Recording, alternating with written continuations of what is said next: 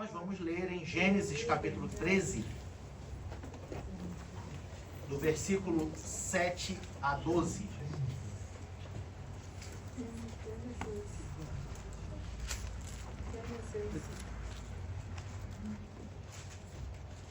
Está ventando bem fino.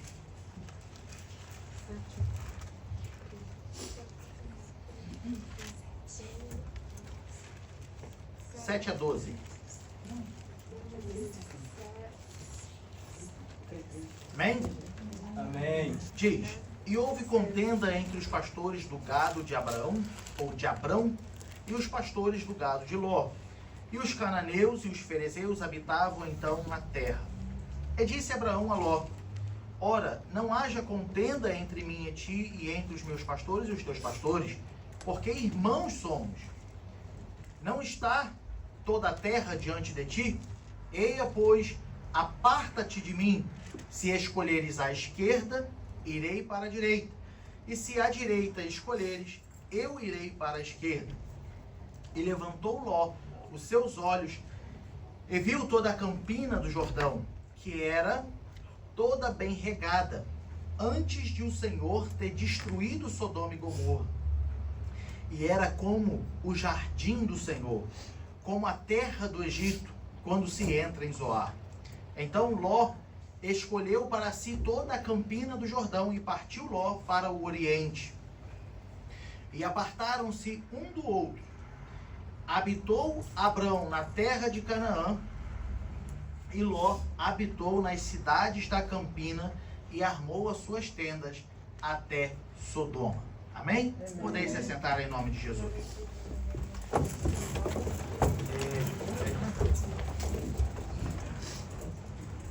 Amados, contextualizando de uma forma rápida, vou até tirar o microfone.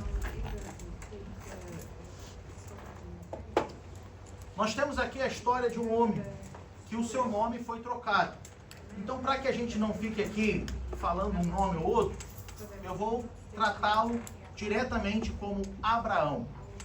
Sendo que no texto em que nós lemos, o seu nome ainda era Abrão. Mas para o assunto que nós vamos destacar aqui, não vai fazer diferença nós chamarmos Abraão ou Abrão. Amém? Então, quando eu estiver dizendo Abraão, saiba que nesse texto ainda o nome não tinha sido trocado. Mas para que seja fácil a compreensão dos irmãos, nós trataremos assim. O contexto desse versículo é de um homem que Deus chama ele para sair do meio da sua parentela. Porque Deus mostraria a terra que lhe daria e que faria dele uma grande nação. E então assim diz a Bíblia, que Abraão, ele pega a sua família, pega tudo que lhe pertence e também o seu sobrinho Ló e traz juntamente com ele, obedecendo assim o chamado do Senhor. A Bíblia vai dizer que agora Abraão, juntamente com Ló, Abraão com a sua família, com a sua esposa e juntamente com Ló, eles saem em busca da obediência, obedecendo o chamado de Deus para a vida dele. Só que em determinado momento dessa caminhada, quando Abraão ele precisa ir ao Egito, porque houve fome naquela terra, a Bíblia vai nos dizer que agora Abraão, assim como Sarai ou Sara, e Ló, eles descem para o Egito.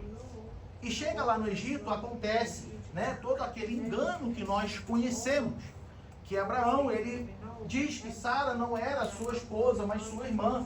E assim, toda a passagem que nós conhecemos. O que eu quero destacar? É que quando Abraão retorna do Egito, juntamente com Ló, a Bíblia agora vai dizer, no versículo 5 do capítulo 13, e o versículo 6, que e também Ló, que ia com Abraão, tinha rebanhos e vacas e tendas, e não tinha capacidade a terra para poderem habitar juntos, porque a sua fazenda era muito, de maneira que não podia habitar junto. Ou seja, quando eles retornam do Egito, agora eles começam a ter conflitos, porque os dois tinham muitas coisas. Os dois tinham muitas vacas, muitos animais e tendas, e aquele espaço agora estava ficando pequeno para os dois. E aqui a gente já tem uma primeira lição. A primeira lição que nós aprendemos é que quando Deus te mandar fazer algo, faça exatamente como Ele te mandou fazer. Aleluia. Não pense você que não tem nada a ver se eu não fizer desse jeito. Ou não pense você que eu sei o que é melhor, eu acho que é melhor fazer desse jeito. Porque assim você vai estar tendo consequências desnecessárias se você não estiver obedecendo exatamente o que Deus te mandou fazer. Deus falou para Abraão: sai do meio da sua parentela. E o que Abraão fez? Levou parte da sua parentela. É imediato um conflito que poderia ser desnecessário. Aquilo não precisava acontecer. Mas Abraão, então, por considerar muito Ló, por gostar muito de Ló, Abraão, então, ele vai chamar Ló. E agora eles enfrentam esse conflito de que eles têm que se separar. Então, se você não entendeu, eu vou repetir. Quando Deus te mandar fazer algo, faça exatamente como Ele te mandou fazer. Aleluia. E assim você vai evitar problemas desnecessários. Agora a Bíblia vem nos dizer que por causa desse conflito entre os pastores de Abraão, assim como os pastores de Ló, eles agora precisam resolver um problema. Existe ali um conflito. Não dava mais para se viver junto. Então a Bíblia vem nos dizer que eles precisam agora se separar.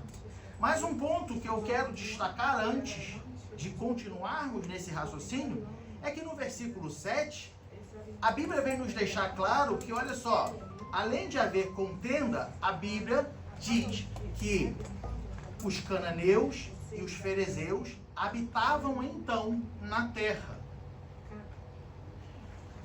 O versículo seguinte vai dizer: Abraão diz a Ló: ora, não haja contenda entre mim e ti, e entre os meus pastores e teus pastores, porque irmãos nós somos. O que eu quero destacar aqui? Havia cananeus e ferezeus, povo idólatra, povo incrédulo. Só que o servo de Deus, que é servo de Deus, ele não entra em contenda na frente ou em lugar nenhum, mas principalmente na frente de incrédulos que muitas das vezes só estão esperando a oportunidade para poder apontar e julgar. Então, o servo de Deus, ele age com sabedoria. Você e eu não vamos criar contendas ou entrar em conflitos desnecessários, trazendo assim escândalo para o nome de Deus, se comportando erroneamente na frente de pessoas incrédulas, na frente de pessoas idólatras. A Bíblia vem nos dizer que agora Abraão, com toda, palavras minhas, com toda a sua paciência e sabedoria, Abraão fala: ó, nós somos irmãos. Ou seja, nós somos íntimos. Não haja contenda entre nós. Não haja contenda entre nós. Lá em Filipenses, o apóstolo Paulo vai dizer no capítulo 2, versículo 14: fazei todas as coisas sem murmurações nem contendas. Se for para viver em conflito entre irmãos, amados, é melhor que se separe. Porque não podemos viver em murmuração e também não podemos viver em contenda. Paulo, ele vai dizer: fazei todas as coisas sem murmurações, nem contendas. Agora o escritor aos Hebreus, ele vai nos dizer no capítulo 12, versículo 14: Segui a paz com todos e a santificação. Aí entra a condição. Ou seja, essa é a condição, sem a qual ninguém verá o Senhor. Ninguém, nem eu nem você. Se eu e você não estivermos em paz, nem eu, nem você. Aqui o escritor está dizendo assim, os dois, ninguém vai ver o Senhor. Não importa se a culpa é de A ou se a culpa é de B. Ninguém vai ver o Senhor. Ou seja, tem que seguir a paz com todos e a santificação. Você tem que ser exemplo. Você tem que estar em paz com todos. Porque senão, ninguém vai ver o Senhor. E nesse momento, eu fico imaginando Abraão agora dizendo para Ló, olha só, nós somos irmãos, eu não vou ficar discutindo contigo, principalmente na frente de cananeus e fariseus, principalmente na frente de pessoas incrédulas. Então olha só, não está toda a terra diante de ti? Escolhe aí para onde tu quer ir. Se tu for para a esquerda, eu vou para a direita. Se tu for para a direita, eu vou para a esquerda. Escolhe aí o que você quer fazer. Não está tudo diante de ti? E a Bíblia vem nos dizer agora que Ló, tendo o poder de escolha, ele olha à sua volta. E eu imagino que os olhos de Ló se encheram. O coração de Ló agora, bom, já que eu posso escolher, eu vou escolher o que parece bom aos meus olhos. E aqui é o título da nossa mensagem. O que aprendemos com Ló? O que aprendemos com Ló? A Bíblia vem nos dizer que Abraão ele dá o poder de escolha para Ló. E Ló agora, no seu direito de escolha, no seu livre-arbítrio, Ló ele olha, e no versículo 10, a Bíblia vai dizer assim, e levantou Ló os seus olhos, e viu toda a campina do Jordão, que era bem regada, antes do Senhor ter destruído Sodoma e Gomorra. E a Bíblia vem nos dizer, não sou eu, mas a Bíblia está dizendo assim, e era como o jardim do Senhor. Aquela campina do Jordão era como o jardim do Senhor. Aquela campina do Jordão era, no versículo 10, como a terra do Egito, quando se entra em Zoar.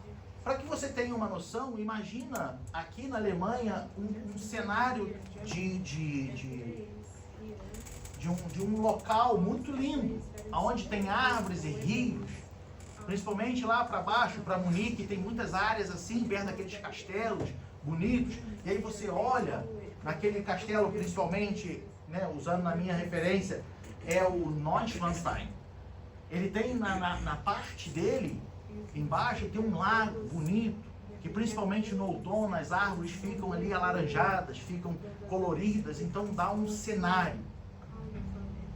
Quando Ló olha a campina do Jordão, era como se ele estivesse vendo esse cenário. Porque era como o jardim do Senhor. Aquela campina do Jordão era algo que enchia os olhos.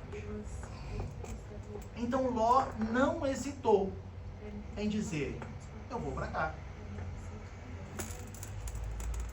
Primeiro exemplo de Ló para nós. Deus sempre nos dá o poder de escolha.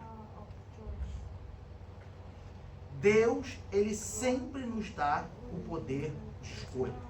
No Evangelho de João, capítulo 7, versículo 17, o início do versículo, Jesus está dizendo assim, se alguém quiser fazer a vontade de Deus, se alguém quiser, lá em Josué, eu sei que você nem chegou em João, mas lá em Josué, voltando para Josué capítulo 24, versículo 15, Josué ele chama a atenção do povo. Ele diz assim: se parece mal servir ao Senhor, ele está falando para o povo, se parece mal aos vossos olhos servir ao Senhor, escolhei hoje a quem vós servais. Só que Josué vai dizer assim: porém eu e minha casa serviremos. Glória a Deus. Se vocês querem escolher servir outros deuses, eu escolho com a minha casa servir ao Senhor. Aleluia. Deus ele sempre dá o poder da escolha para nós. Tudo na nossa vida, na sua vida, depende de uma escolha. Todos os dias você tem que fazer uma escolha. Você escolhe dormir mais 10 segundos pela manhã, ou mais 10 minutos pela manhã. Você escolhe a roupa que você vai vestir, você escolhe o café que você vai tomar. Tudo você precisa ter uma escolha. Mas o que acontece? Quando o homem não consulta o Senhor, a vontade de Deus para a nossa escolha, o homem sempre tende a escolher o que é bom aos seus próprios olhos. Quando o homem não consulta a Deus sobre as suas escolhas, o homem sempre tende a escolher o que é bom aos seus próprios olhos. Assim foi com Eva no Jardim do Éden. Eva olhou, e a Bíblia vem dizer que Eva olhou para a árvore e viu que a árvore era boa e os frutos eram bons. Resultando assim, a escolha de comer o fruto proibido. Agora, quando nós olhamos para Samuel, por exemplo, Deus fala assim: vai na casa de Jessé. Lá em Jessé tem um rei para Israel. A Bíblia vem nos dizer que agora Samuel, ele senta e fala para Jessé: manda teus filhos. E a Bíblia vai dizer que os filhos de Jessé eram de boa aparência. Eram homens de boa aparência. E então agora Samuel, ele está como? Ele está ansioso para escolher um novo rei de Israel. E passa o primeiro e Deus fala: ainda não é esse. Aí passa o segundo, ó, não é esse. Aí vem o terceiro e Samuel fala assim: Senhor, é esse. E aí o que Deus fala para Samuel? Deus fala para Samuel: Samuel, eu não vejo como o homem vê. Aleluia. Porque o homem vê a aparência, eu vejo o coração. Glória a Deus. Amém. Aos olhos de Samuel, eram homens, jovens filhos de Jessé, que seria perfeito para ser rei de Israel. Mas o Senhor está falando para ele assim: eu não vejo como tu vê, se atentando só para a aparência, só para aquilo que enche os teus olhos, só para aquilo que você acha bom. Eu não vejo assim. Enquanto tu se limita ao que os seus olhos podem ver, eu vejo o que está dentro de você. Aleluia. Ló não consultou a vontade de Deus e assim escolheu o que era bom a seus olhos e que parecia perfeito para ele. Às vezes, a Campina do Jordão, nas suas escolhas, é aquela mensagem que você fica procurando lá no YouTube para massagear o seu ego. Às vezes a Campina do Jordão, nas suas escolhas, é aquele dia que você fala assim: poxa, eu quero ouvir uma mensagem que vai, dizer que eu estou certo. Eu quero ouvir uma mensagem que vai dizer que Jesus me ama. Porque aquilo é bom para os seus olhos. Aí nós temos irmãos, tem crentes que fica correndo atrás de profeta. Não, porque eu vou lá, porque eu quero ouvir Deus falar pela boca do profeta, porque eu quero ver revelação, porque eu quero ver profecia, porque eu quero ver milagres do céu, porque aquilo é bom aos seus próprios olhos. Mas o problema disso tudo, amados, é que quando vem a tempestade, essa pessoa, ela é como a casa que é edificada sobre areia. que quando vem a tempestade, ela tem um alicerce raso só sobre a areia. E quando vem a primeira tempestade, ela é derrubada. Porque ela não tem estrutura. Porque as aflições da vida não vai deixar ela seguir sozinha. As circunstâncias da vida não vai embora quando ela ouvir da boca de um profeta que ela é a menina dos olhos de Deus. Porque amanhã as aflições vai estar na porta de novo batendo. Mas não seja como uma casa edificada sobre a areia, mas como uma casa edificada sobre a rocha. Porque vindo a tempestade não vai derrubar. Porque vindo as aflições da vida não vai derrubar. Porque quando vir a Campina do Jordão para você escolher, você vai falar assim: Senhor, seja feita a tua vontade e não a minha. Aleluia. Amen.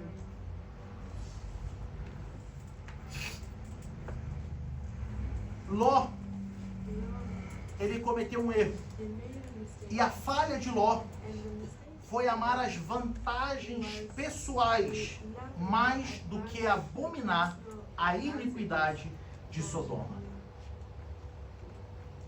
Ele preferiu amar as suas vantagens pessoais. Isso é bom para mim. Aqui está bonito, aqui é melhor. Do que abominar o que tinha lá na frente. Porque a Bíblia vem dizer, no versículo 13, que eram maus os varões de Sodoma e grandes pecadores contra o Senhor. Ou seja, Ló preferiu tolerar o mal e optou morar na cidade decaída de Sodoma. Agora a Bíblia vai dizer que houve uma guerra em Sodoma. 5 reis se levantaram, guerrearam e destruíram Sodoma, destruíram Gomorra. E agora quem que vai cativo? Vai Ló, cativo, como prisioneiro, levado pelos 5 reis. E assim agora essa notícia chega aos ouvidos de Abraão. Olha, houve uma guerra e seu sobrinho, ele foi levado cativo. E Abraão, a Bíblia vem dizer que Abraão se levanta com os seus homens e sai com um pequeno exército e vai então e enfrenta aqueles reis. E agora vence aquela guerra e traz Ló de volta. Assim foi Deus com o homem. O homem escolheu o que era bom aos seus próprios olhos e se tornou prisioneiro do pecado. O homem escolheu aquilo que era bom aos seus próprios olhos. A mulher viu aquele fruto proibido e falou: eu quero comer desse fruto. E ainda compartilhou com seu marido. E assim eles viram o que era bom aos seus próprios olhos, mas se tornaram prisioneiros do pecado. Mas agora Deus, que amou o mundo de tal maneira, Ele manda Jesus Cristo para nos resgatar da prisão do pecado. Aleluia. Morrendo na cruz do Calvário. Glória a Deus. Morrendo na cruz do Calvário. Ele nos comprou com o seu sangue. Aleluia. Não foi com coisas corruptíveis como prata, como ouro, mas foi com o sangue derramado na cruz do Calvário. Agora nós somos libertos.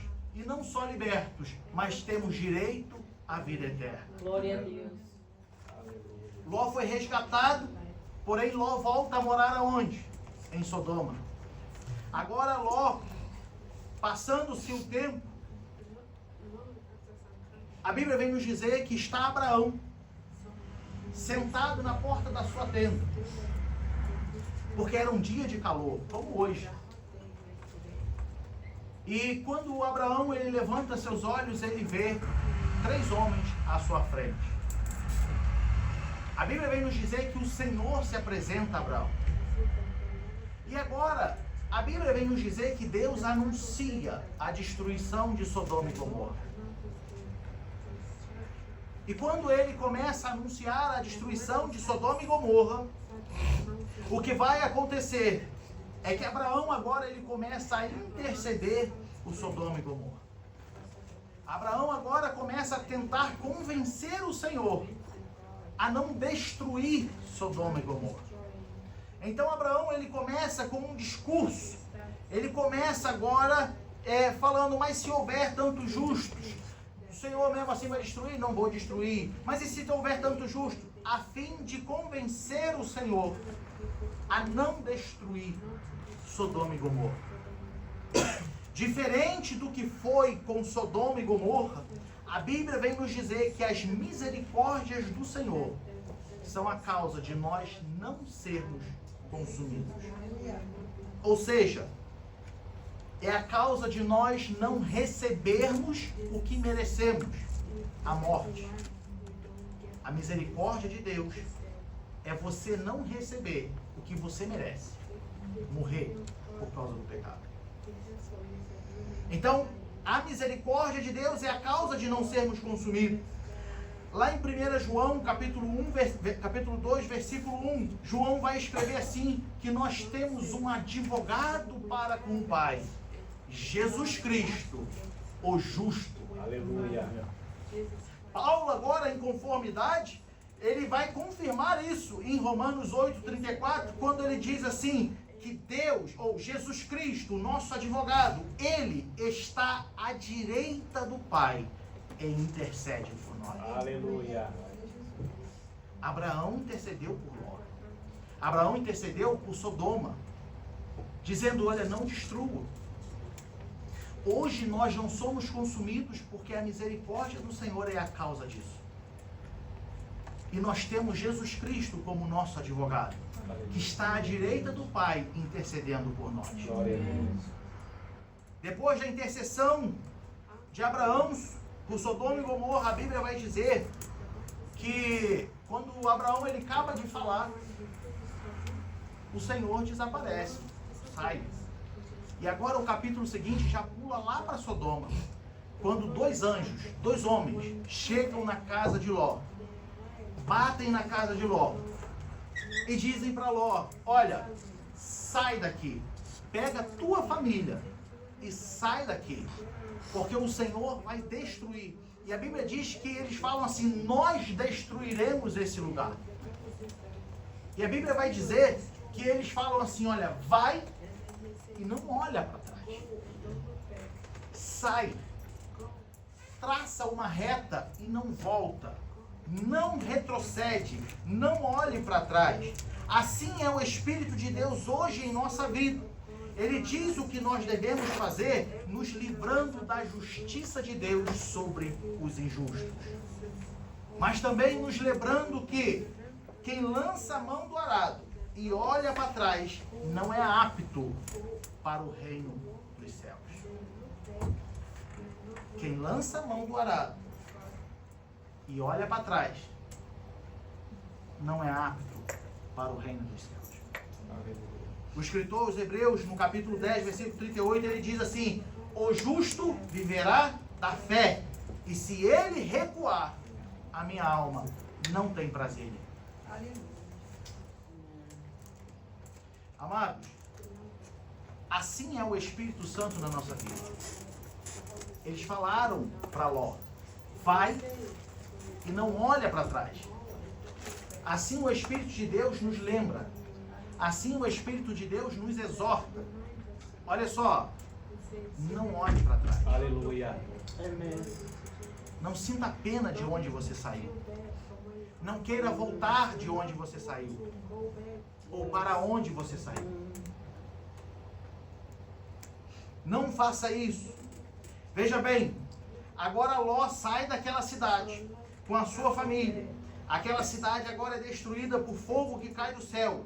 Porém, a mulher de Ló, ignorando aquilo, olha para trás e se torna uma estátua de sal.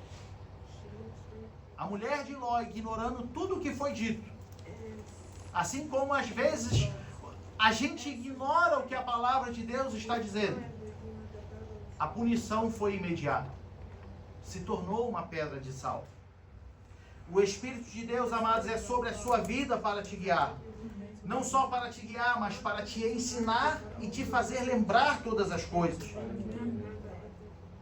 Jesus ele vai dizer em Lucas capítulo 24, versículo 49, que o Espírito é a promessa do Pai para nós. Não ignore a voz do Espírito Santo na sua vida, amado. Deixa o Espírito de Deus te guiar. Sabe por quê? Porque Paulo vem dizer que o que anda segundo o Espírito, não há condenação para ele. Aleluia. Então deixe o Espírito de Deus te guiar. Concluindo, amados, as horas já estão muito estouradas. Peço perdão aos irmãos, mas o que nós aprendemos com Ló? Nós aprendemos com Ló que não devemos tomar decisões sem consultar ao Senhor. Nós aprendemos com Ló que não devemos escolher algo só porque é bom aos próprios olhos. Nós aprendemos com Ló que não devemos ignorar toda a iniquidade e corrupção envolvida naquilo que queremos só porque queremos muito ou nos julgamos capazes de suportar as tentações. Nós aprendemos com Ló que não devemos voltar para o mesmo lugar de onde fomos levados cativos para sermos resgatados.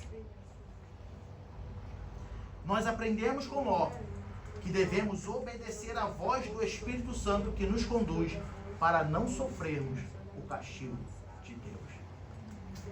Amém?